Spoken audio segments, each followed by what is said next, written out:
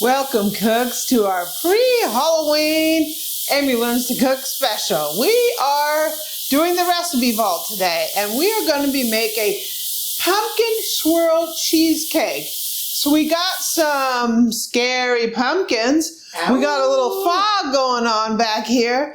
Let's have some fun. It's time for us to see if we can make some cheesecake. So welcome to the Amy Learns to Cook kitchen.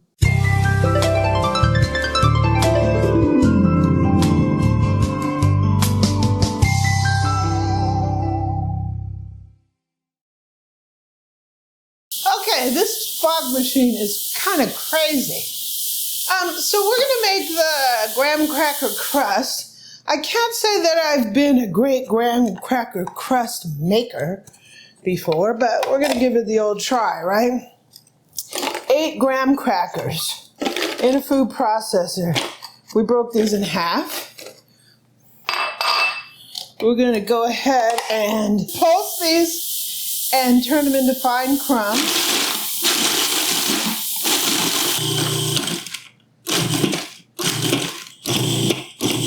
So for one, the smoke alarm went off, and number 2, I'm starting to get a little sniffly.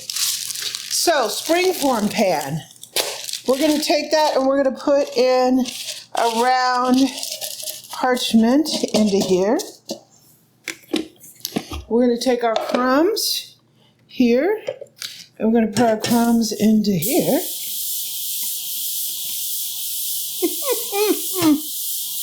We're going to spread these around the bottom. I'm going to use a little glass to help spread them out and to make them even.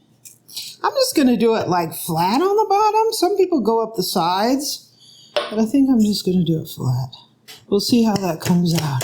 If it doesn't come out good, then I'll ride it up to put it up on the sides a little bit. So I have the oven preheated 325. We're going to put this in there for about 10 minutes.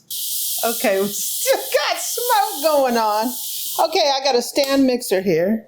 And we're going to go ahead and put 3 blocks of cream cheese in here. 8 ounces each.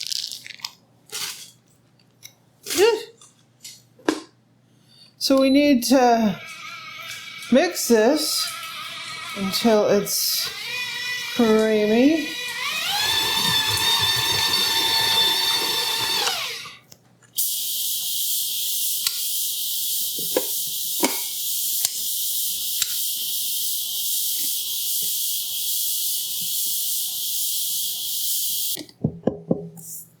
We're going to put some sugar in here.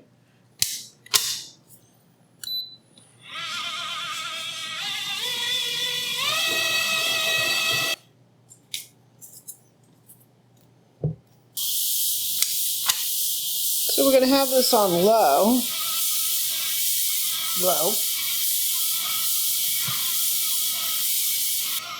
We're going to mix in some brandy, some vanilla, and some eggs.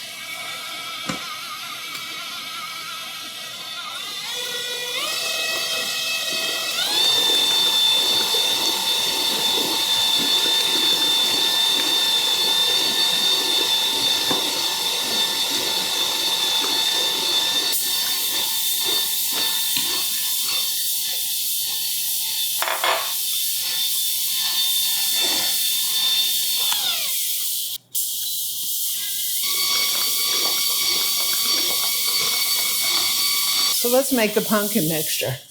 So cooks, in this bowl here, I'm going to go ahead and put a can of pumpkin. This is pumpkin puree, not like pumpkin pie filling. How much does the recipe call for, Boo-Boo? It calls for 16 ounces. Yes. But the can we have now are 15. Yeah, they shrunk it over the last 40 years. At least this can is 15. So in here, we're going to put some cinnamon, some allspice, some salt, and some cornstarch.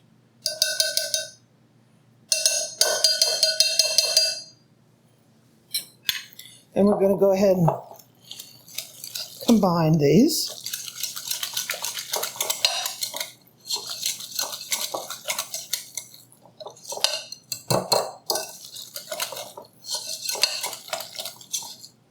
Okay, so our cream cheese mixture here, I want to put like half of this into our pumpkin mixture. How much is half? That looks like half.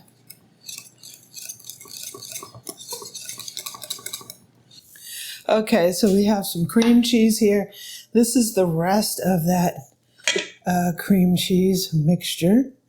I'm going to go ahead and put sour cream in here. The recipe will be up on my website. I'll put links down below to it. Woo. And we're going to go ahead and stir this in.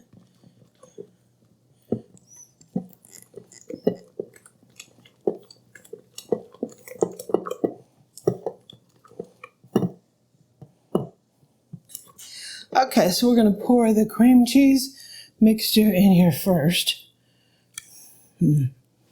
Wow.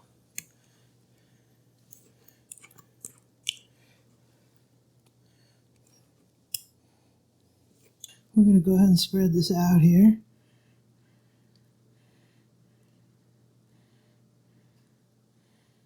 Hopefully it'll come out of this pan. And then we're going to take our pumpkin mixture here, and we're going to dollop this on here.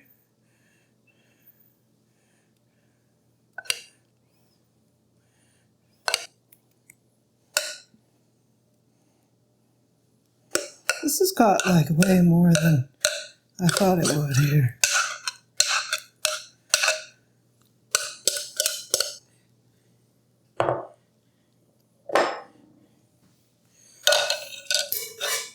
I'm just going to take a knife and swirl it. This has got a lot of pumpkin mixture in it, though.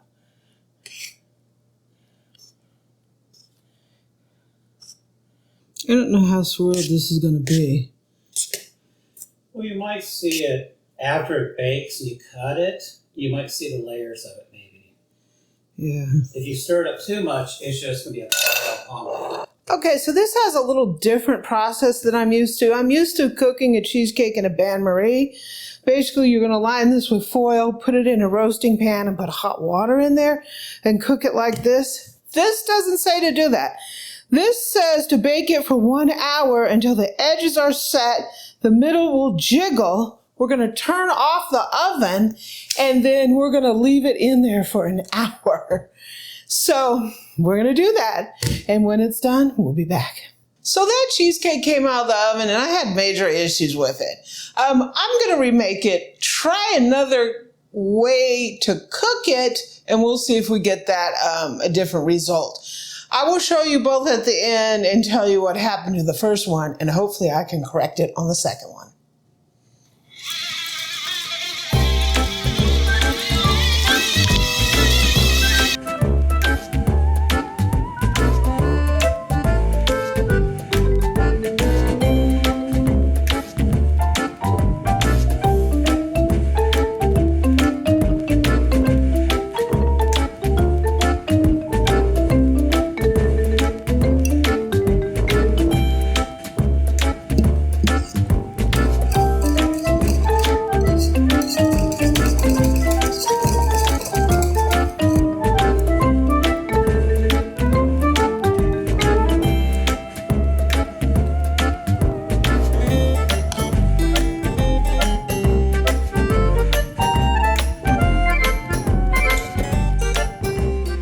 So this time we're going to be using a water bath. So I'm going to take this foil and I'm just going to crinkle it up here. This just gives you some extra insurance to make sure that this springform pan does not leak. Just an insurance policy. And now I have this roasting pan. We're going to go ahead and put the cheesecake inside the roasting pan. just like this. And now we're going to get some boiling water. So I ended up double wrapping this, actually. Eric's bringing over some boiling water to pour in here.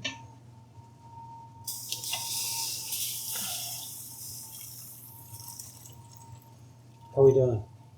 Is that enough for you? That looks good. Is that good? Okay, cooks, so it's the next day, and we have been through cheesecake mania with this recipe. So this pumpkin swirl cheesecake recipe out of the recipe vault has some serious issues that I could not resolve after making 3 different cheesecakes. So we started off over here, and this is our cheesecake straight out of the recipe. It was baked at 350, no water bath, and it was an outright disaster. Look at the sides. That is not even appealing. Look at the cracking. That is like crater on the moon, right? So the recipe is a total fail as it is. So then I tried the water bath method, and I kept the temperature the same as it was out of the recipe. I just cooked it in a water bath. So the edges are looking much better. They're not smooth because I think that's how I removed it from the pan. But compared to this and this is way more desirable. So the water bath is a winner with there. I still ended up getting quite a few cracks. So we cooked it in the same way, but we used a water bath. We opened the door. Eric opened the door and saw it cracking, so we closed it. We shut off the oven and we cracked the oven, and it sat there for an hour, and that's what we ended up with that. Now, I have made successful cheesecakes before. I have a video, I'll put it up here, for my strawberry cheesecake, and it comes out amazing. I do something totally different, which I tried with this one here. What I did with this one is the same process I did for my strawberry cheesecake, is I cooked it at 250. It stayed in there for like an hour and a half. I cooked it very slow to prevent changes in temperatures that results in the cracking. And I still got a little bit of cracks, much better than here. These cracks are deeper and wider. These cracks are definitely smaller, which I think I can lob this with some fresh whipped cream and you won't even know that's there, right? Same beautiful sides over here. Most cracks developed while it was cooling here on the island. Yeah. But they further, even though we got them down to room temperature and then we put them in the fridge, they got worse in the fridge. Totally worse. The winter here doubled just in the fridge overnight. This was really nice looking up until it really started the cooling process. So I'm at a loss with this recipe. I don't know. It's a little different from mine. It uses less cheesecake, cream cheese than mine does. And I don't know if the introduction of the pumpkin is causing the issue. I don't know if it's the brandy. I'm not sure what it is. But I'm going to put this recipe as is with these 2 variations in the notes up on my website. If you want to give me some suggestions, I'm not sure if I want to revisit this recipe. I do want to revisit a pumpkin swirl cheesecake, but I think I need to totally revamp the recipe. If you have any suggestions, I'm definitely open to it. The one thing we did do differently with the third one here was we turned convection off. So even though we had the other ones reduced in temperature to accommodate convection, maybe that hot air blowing. I don't know. I know one thing. When I've made my plain cheesecake and topped it with the strawberries and the strawberry sauce, I had none of this. It was beautiful. It was creamy. There was no cracking. This isn't horrible. This is like a family cheesecake. I don't think I would serve it to my guests unless I put whipped cream on it. This right here from the recipe vault is a complete and total fail, right? So do you want to try these cheesecakes, Bill? Theoretically, they should all taste the same, but maybe the textures are different. So pick which So we'll one. cut a small slice from each one and you can taste See it. if it tastes different. Sure. Okay, boo, it's cheesecake time. So cheesecake number 1 is going to be the OG, the Recipe Vaults Original. Look there. Texture is medium. It's not light and airy, but it's also not a brick. So the texture is actually not bad at all.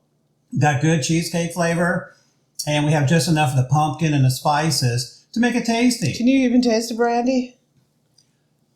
You know, I would have to eat one of these, so we know we might want to make one without brandy just so I can taste it, but I can't tell the difference whether it's got brandy or not.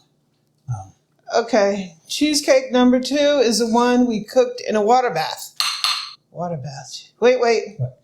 Lick your fork all the way. Oh, I'm sorry, I got to clean my palate here.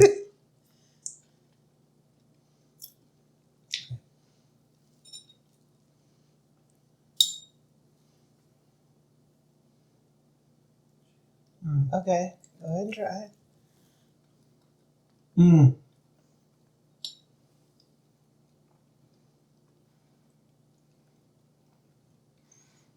This one's way more creamier. It's a lot lighter tasting, and it just has a different taste to it.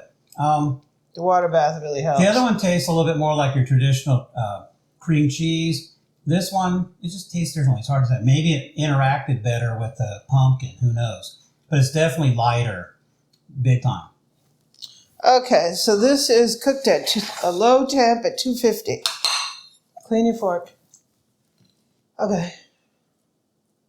It just looks smoother when you... Well, it's falling apart more, so it's more tender.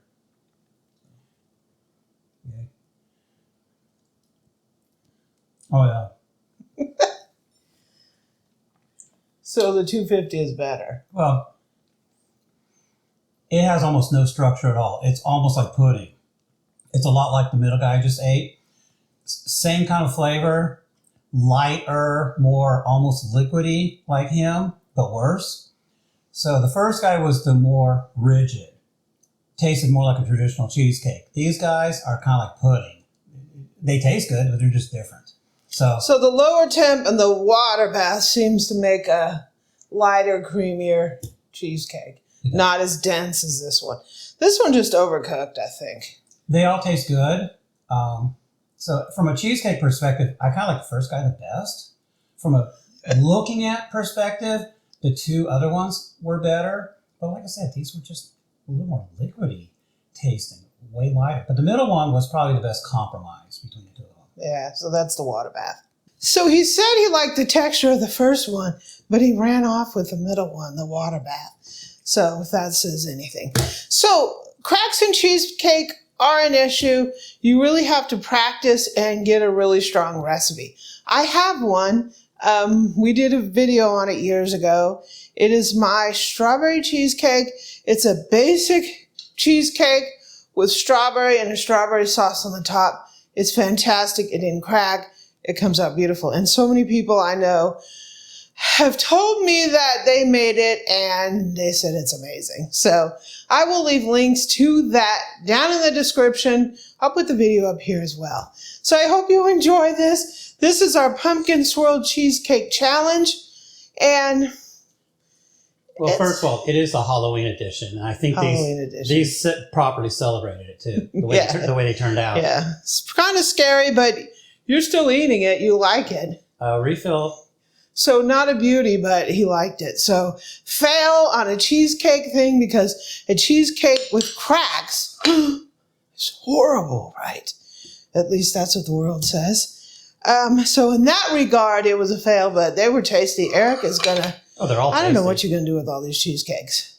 Well, we'll freeze them, obviously. But I hope you enjoyed this. We'll have to visit the freezer to make sure it's working, right? Yeah. I hope you enjoyed this. Thanks for joining us. This thing is a piece of junk.